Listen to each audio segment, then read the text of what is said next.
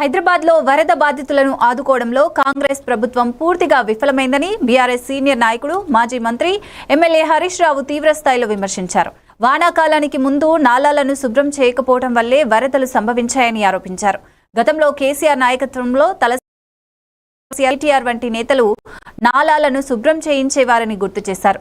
రేవంత్ రెడ్డి స్వయంగా మున్సిపల్ శాఖ మంత్రిగా ఉన్నప్పటికీ బస్తీలను పట్టించుకోకపోవడం వల్ల ప్రజలు ఇబ్బందులు ఎదుర్కొన్నారని అన్నారు.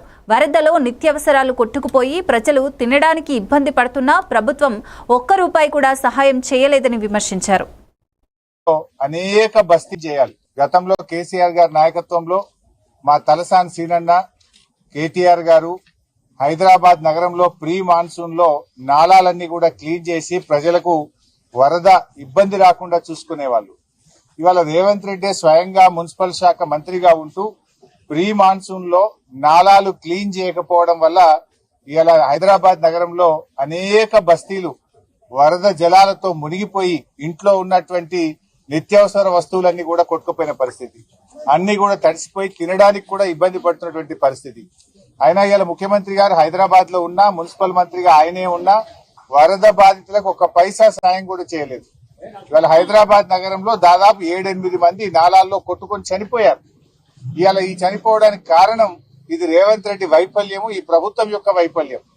వరద బాధితులకు కనీసం నిత్యావసర వస్తువులు కూడా ఇవ్వలేదు, కనీస సహాయం కూడా చేయనటువంటి పరిస్థితి.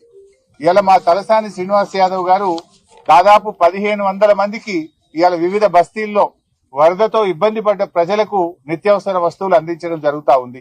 వెంగళరావు నగర్ గాని, గైడెన్ బాగ్ గాని, చుట్టాల బస్తీ గాని, కంచెబౌలి గాని, అదేవిధంగా కస్తూర్బా నగర్, నల్లగుట్ట, కరీం కాంపౌండ్, ధోబిఘాట్, ఇలా దాదాపు ఎన్నో బస్తీల్లో 1500 కుటుంబాలకు గౌరవనీయులు తలసాని శ్రీనివాస్ యాదవ్ గారు నిత్యావసర వస్తువులు అందించారు.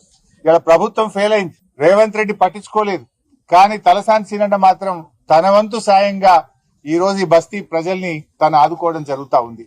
ఎందుకు అసలు రేవంత్ రెడ్డి ఈ రోజు మున్సిపల్ మంత్రిగా రాష్ట్రంలో ఎక్కడ చూసినా కూడా శాఖ మంత్రిగా ఉంటుంది.